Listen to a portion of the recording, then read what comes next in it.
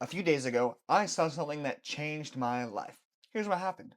I was in line to board a cruise, and there were two lines. One of the lines was all the people with status or who had paid early to be able to board first. And the other line was all the scrubs like me. I was in that line. Here's what happened. They started to board, but the staff made a mistake. They let the scrubs, me, and a few others, start boarding. Immediately, what happened is the line of people with status and with money were throwing their hands up in the air. This is ridiculous. I can't believe that you let this happen. We should be boarding first. So, what did the staff do? "Oh, we're so sorry. Let's stop this line. And yes, of course you can board now. We're so sorry for the mix-up." Real simple. It was it happened, and it happens. We're human. But it taught me a really important lesson because in that moment I noticed two things. Number one, the expectations that you have can dictate how happy you are.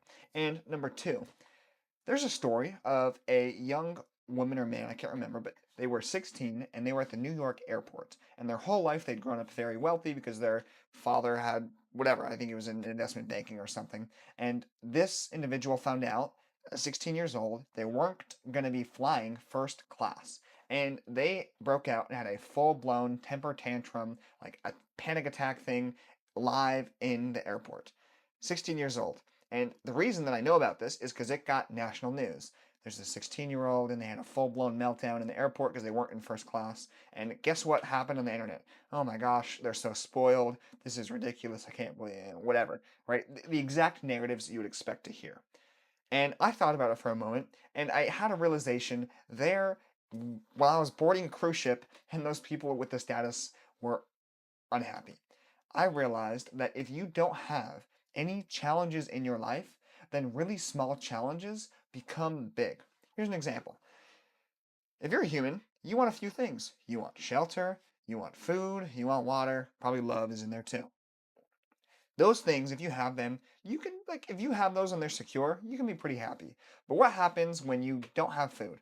Well, at first, few hours, you're okay. And then a few hours pass, maybe you're a bit more like, okay, I'm hungry. And then some more pass, and you're like, hey, I would do a whole lot for, just a good meal right now. And if you keep going, like, let's say days, weeks, you're going to get to a point where you cannot think about anything else but where you're going to get a meal that completely takes over your focus.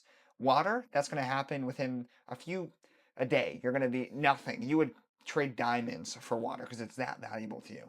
Sleep, similar deal. If you were to go 12 hours without sleep, maybe you're okay. 24, that's rough. 48, 72, you're going to get to a point where you are like physically are going to, your body is going to force you to sleep because it's that important. So this happens with our regular everyday challenges. So let's say you're that 16-year-old person and your entire life you have always flown first class. You don't know what hunger or thirst feels like. There's a butler sitting right next to you to bring you whatever you want any time of day. You have no comparison of what it's like to not have a new pair of jeans because you can get new clothes whenever you want. You don't even think twice about it.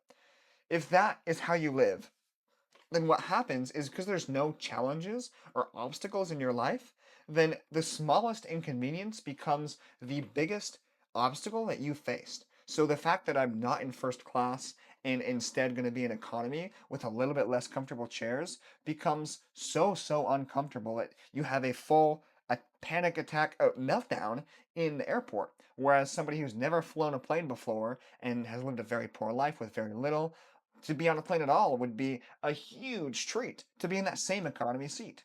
And that's all because of the frame they go into it with. They did a study to see how people are able to take bad news depending on how it's framed. So, one side of the story, they said, hey, before you give any bad news, I want you to tell the person, hey, I have some really bad news. You're not going to take it well. And then go with the news. The other group, they said, just go ahead and say the news. That's it. Guess what happened? The people who were prepared, who they were told, hey, this is going to be really difficult, you're not going to take it well, braced themselves before they said the hard thing. They were, and then they said, the hard thing, we're so sorry this operation didn't go as expected, and this is the result. And they just said it like that.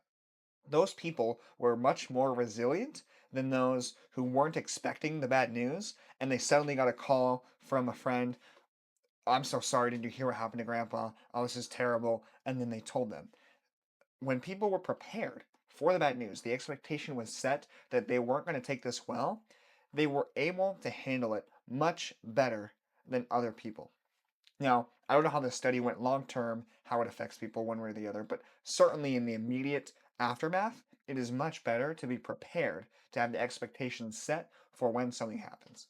So, where the heck does this come from a cruise ship? Well, first off, I'm lucky to be able to do this. I can work remote, and my brother had gotten back from a long trip. He'd been doing a missionary service for 2 years. I hadn't seen him, so we were able to go on a 1 week trip on the cruise. That's where I'm at right now, to be able to get to know each other, just reconnect because we hadn't. Hey, he'd been gone for years, and I was able to work. It was great. I couldn't stop thinking about this moment, and so I had to document why expectations and why the challenges we face play such a big role in our life and how we perceive it.